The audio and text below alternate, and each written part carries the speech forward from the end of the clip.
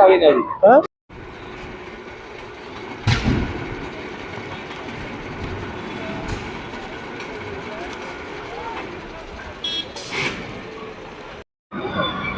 Sachin police વિસ્તારમાં ઓજીવાલા industry area છે, તેમાં જાગૃતિ પ્લાય કરીને કંપની આવેલા હતા. એના પ્લાયના બિઝનેસ છે, ત્યાં આગ લાગેલા છે અને 2 કલાક જેવા સમય થયેલ છે. હાલમાં ઓજીવાલા ઇન્ડસ્ટ્રીના પોતાના ફાયર ટીમ અને કોર્પોરેશનના fire brigade and emergency team આવી ગયેલ છે અને આગ ઉપર કાબુ મેળવવાના અત્યારે કામ ચાલુ છે.